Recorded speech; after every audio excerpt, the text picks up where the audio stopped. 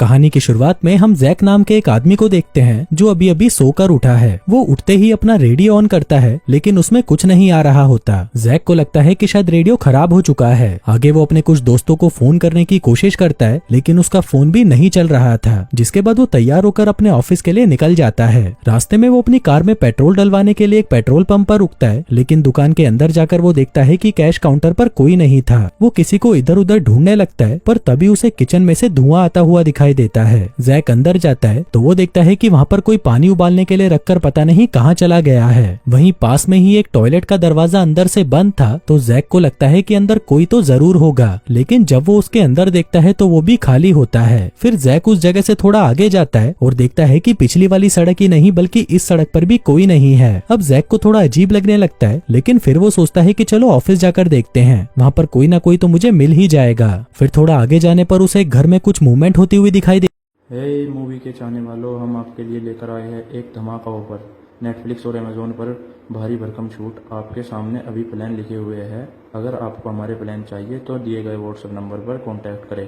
Netflix और Amazon जैसे किसी भी प्लेटफॉर्म के लिए संपर्क करें। देती है तो जैक तुरंत अपनी कार रोककर उस घर में चला जाता है। वो दरवाजा खटखटाता है पर कोई भी दरवाजा नहीं खोलता। आखिर में परेशान होकर जैक कांच तोड़कर अंदर चला जाता है। वो देखता है कि घर तो पूरा खाली पड़ा है और किचन में पानी का पाइप टूटने की वजह से पानी लीक हो रहा है। जैक उस पानी की सप्लाई को बंद करता है और उस घर से बाहर निकलकर अपने ऑफिस की तरफ जाने लगता है। फिर थोड़ा आगे जाने पर उसे सड़क के बीचों बीच एक गैस का टैंकर खड़ा हुआ दिखाई देता है। वो उस टैंकर के अंदर जाता है और वहाँ पर पड़ी हुई एक वॉकी टॉकी से किसी से बात करने की कोशिश करता है लेकिन उसमें से भी उसे कोई रिप्लाई नहीं मिलता। फिर वहाँ से थोड़ा आगे जाने पर वो शहर पहुँच जाता है लेकिन वहाँ पर भी उसे कोई इंसान नहीं दिखता। अब जैक यहाँ पर डरने लगा था और उसे लग रहा था कि मैं कोई सपना तो नहीं देख रहा, क्योंकि ऐसा तो हो ही नहीं सकता कि सभी लोग रातों रात गायब हो जाएं। तभी जैक को एक जगह से धुआं निकलता हुआ दिखाई देता है। वो सोचता है कि शायद वहाँ पर तो कोई जरूर होगा, लेकिन वहाँ पर जाकर वो देखता है कि वहाँ तो एक प्लेन क्रैश हो रखा है। जैक सोचता है कि चलो प्लेन के अंदर मरे हुए लोग तो होंगे ही, लेकिन जब वो उस प्लेन के अंदर जाता है तो वहाँ पर भी उसे कुछ नहीं मिलता। इसके बाद जैक अपने ऑफिस आता है जहाँ पर वो किसी तरह की रिसर्च के ऊपर काम कर रहा था। वहाँ आकर वो देखता है कि उसकी सभी मशीनें तो सही चल रही थी। जैक वहाँ पर किसी को कॉल करने की कोशिश करता है लेकिन दूसरी तरफ से कोई भी उसका कॉल नहीं उठाता। तभी जैक के मॉनिटर पर एक मैसेज आता है जिसमें लिखा था कि ऑपरेशन फ्लैशलाइट पूरा हो चुका है। जैक जल्दी से उठता है और पूरे ऑफिस में अपने साथियों को ढूंढने लगता है लेकिन पूरे ऑफिस में उसके अलावा कोई नहीं होता। तभी वो कंट्रोल रूम में जाता है और देखता है कि उसका बॉस तो वहीं पर बैठा है। अब जैक जैसे ही उसके कंधे पर हाथ रखता है वो देखता है कि उसका बॉस तो मर चुका है। अब ये देखकर जैक डर जाता है और भागकर वहाँ से बाहर आ जाता है। वो जल्दी से उस ऑफिस से निकलने की कोशिश करता है पर तभी वो देखता है कि ऑफिस के सारे दरवाजे अपने आप लॉक हो चुके हैं। तभी जैक अपने कैबिन में आता है और रिकॉर्डर उठाकर कहता है कि आज जुलाई 5 है और हमारा ऑपरेशन फ्लैशलाइट फेल हो चुका है, जिसकी वजह से दुनिया के सभी लोग गायब हो चुके हैं। सिर्फ मैं ही हूँ जो यहाँ पर अकेला बचा हूँ। जिसके बाद वो उस रिकॉर्डिंग को टेबल पर रखता है और वहाँ पर एक बॉम्ब ब्लास्ट करके उस ऑफिस का दरवाजा तोड़ देता है। इसके बाद वो एक रेडियो स्टेशन में जाता है और कुछ ब्रॉडकास्ट करने लगता है। वो अपना नाम और अपना पता बताता है और कहता है कि अगर कोई भी जिंदा हो तो मुझे आकर मेरे एड्रेस पर मिलना। इसके बाद वो पूरे शहर की दीवारों पर अपना नंबर और एड्रेस लिख देता है। जिसके बाद वो एक पुलिस कार को लेकर गली गली अनाउंसमेंट करता है कि अगर कोई भी जिंदा है तो प्लीज आकर मुझे कांटेक्ट करे। और इसी तरह ये सब करते हुए कई दिन बीत जाते हैं लेकिन एक भी इंसान जैक को कांटेक्ट नहीं करता। वहीं जैक रोज रोज इंसानों को ढूंढ ढूंढ कर परेशान हो चुका था और अब उसे पूरा यकीन हो चुका था कि वो इस दुनिया में अकेला ही बचा है। पर तभी उसके दिमाग में आता है कि अगर मैं इस दुनिया में अकेला हूँ तो फिर मैं इस छोटे से घर में क्यों रहता हूँ। जिसके बाद वो शहर के सबसे बड़े और शानदार घर में जाकर रहने लगता है। आगे वो एक कार के शोरूम में से सबसे महंगी कार निकालता है और उसे लेकर घूमने लगता है। फिर वो एक मॉल में जाकर वहाँ पर सबसे महंगे कपड़े पहन लेता है। अब ये सब चीजें करने में उसे बहुत मजा आ रहा था लेकिन फिर कुछ ही दिनों में वो इन सबसे भी बहुत बोर हो जाता है। अब कुछ दिन और बीतते हैं और जैक की दिमागी हालत अब खराब होने लगती है। वो आदमियों की जगह औरतों के कपड़े पहनने लगता है। जिसके बाद वो वहाँ के प्रेसिडेंट के घर पर जाता है और उसकी बालकनी में जाकर स्पीच देने लगता है। आगे वो एक शॉटगन लेकर एक चर्च में घुस जाता है और वहाँ पर लगी जीसस की मूर्ति को शूट करके उड़ा देता है। जिसके बाद वो एक बड़ा सा ट्रक लेकर शहर की सारी दुकानों को तोड़ने लग जाता है। अब अकेला रह रहकर जैक पूरी तरह पागल हो चुका था, इसलिए वो खुद को ही मारने के बारे में सोचने लगता है, पर तभी वो फैसला बदल लेता है और डिसाइड करता है कि अब से वो जिंदगी के मजे लेगा। जिसके बाद वो समुद्र में जाकर नहाने लगता है और वापस अपने घर लौट आता है, जैसे कि वो अपनी जिंदगी एक नए सिरे से शुरू करने वाला हो। फिर एक दिन जब वो अपने घर पर आता है तो वहाँ पर उसे कुछ आवाजें सुनाई देती हैं। वो देखता है कि वहाँ पर एक लड़की थी जो उसके ऊपर गन पॉइंट करी हुई थी। अब उस लड़की को देखकर जैक बहुत खुश होता है और उसे गले लगा लेता है, क्योंकि इतने दिनों बाद उसने कोई इंसान देखा था।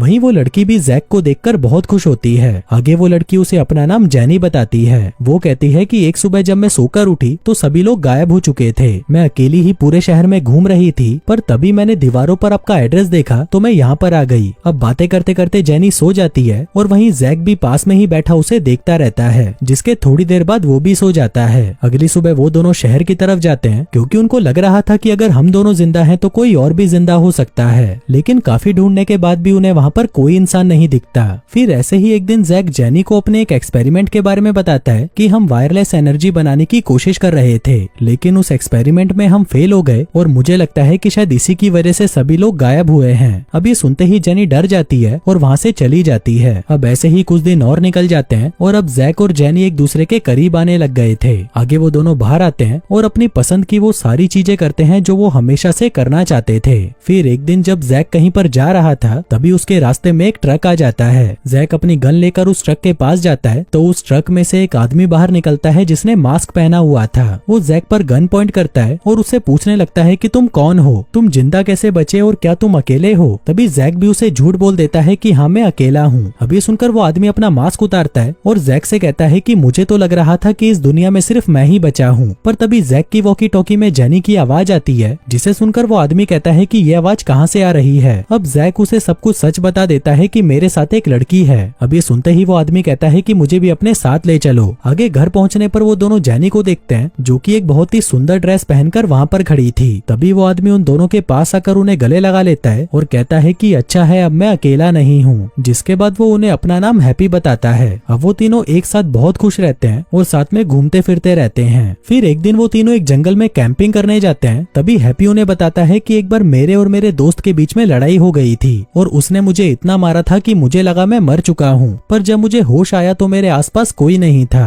और तब मुझे पता चला कि मैं इस दुनिया में अकेला बचा हूँ। तभी जेनी कहती है कि उस दिन मैं बाथरूम में हेयर ड्रायर यूज कर रही थी, तभी मुझे जोर का एक झटका लगा और मुझे लगा कि मैं मर गई, लेकिन जब मुझे होश आया तो सारे इंसान गायब हो चुके थे। तभी जैक कहता है कि मैंने भी उस रात ऑफिस में हुई एक लड़ाई से परेशान होकर नींद की गोलियां खा ली थी, लेकिन फिर सुबह उठते ही मैं इस दुनिया में अकेला ही बचा था। फिर उसी रात जब ये सभी सो रहे थे तभी जेनी को बाहर किसी के गाने की आवाज आती है। फिर जेनी जब बाहर जाती है तो वो हैप्पी को वहाँ पर देखती है जो एक कब्र पर खड़ा होकर गाना गा रहा था। जेनी को लगता है कि इसको डिस्टर्ब करना सही नहीं है, इसलिए वो वापस आकर सो जाती है। अगली सुबह जैक अपने किए हुए एक्सपेरिमेंट की जांच कर रहा था, जिस दौरान वो हैप्पी और जेनी को साथ में जॉगिंग करते हुए देखता है। जेनी उससे पूछती है कि तुम्हारा फ्रेंड तुम्हें मारना क्यों चाहता था। हैप्पी कहता है क्योंकि मैं उसकी पत्नी के साथ सो रहा था और फिर मैंने उसे मार डाला। अब ये सुनते ही जेनी घबरा जाती है और वहाँ से चली जाती है। फिर घर आते ही जैक जेनी से पूछता है कि क्या हुआ, तुम रो क्यों रही हो, जिस पर जेनी कहती है कि कुछ भी नहीं। फिर जैक हैप्पी से पूछता है कि जेनी को क्या हुआ। हैप्पी कहता है कि पता नहीं, मैंने तो उसे कुछ नहीं बोला। अब जैक और हैप्पी के बीच में लड़ाई हो जाती है और जैक अपनी कार लेकर वहाँ से चला जाता है। तभी हैप्पी को भी गुस्सा आ जाता है और वो भी एक गाड़ी लेकर जैक के पीछे पड़ जाता है। वहीं इन दोनों को गुस्से में देखकर जेनी भी अपनी कार लेकर इनके पीछे जाने लगती है। तभी जैक हैप्पी की गाड़ी से टकराता है और एक गड्ढे में जाकर गिरता है, लेकिन इसमें किसी को भी चोट नहीं लगती। इसके बाद ये दोनों फिर से लड़ने लग जाते हैं, पर तभी जेनी उन दोनों पर गन पॉइंट कर देती है और कहती है कि आपस में लड़ना बंद करो। अब वो दोनों ही उसकी बात मान जाते हैं और जेनी के साथ वापस घर जाने लगते हैं। तभी रास्ते में जैक उनसे कहता है कि जिस घटना के बाद सभी लोग गायब हुए थे वो वापस होने वाली है और इसमें अब हम तीनों भी गायब हो सकते हैं। अब ये सुनते ही वो दोनों डर जाते हैं। इसके बाद वो तीनों जैक के ऑफिस जाते हैं, जहाँ पर जैक देखता है कि कल सुबह 6 बजे वो घटना वापस होगी। अब इन तीनों को कैसे भी करके इसे रोकना था, पर तभी एक लाल रंग की रोशनी आती है और इन तीनों को अजीब अजीब चीजें दिखाई देने लगती हैं। हैप्पी को लगता है कि दुनिया उल्टी हो गई है और वो उल्टा चलने लगता है, लेकिन फिर कुछ ही मिनटों में सब कुछ नॉर्मल हो जाता है। तभी हैप्पी और जेनी एक दूसरे को गले लगा लेते हैं, जो देखकर जैक को जलन होने लगती है। आगे जैक अपना रिकॉर्डर ऑन करता है और उसमें कहता है कि आज जो कुछ भी हुआ वो सिर्फ इस घटना का छोटा सा हिस्सा था।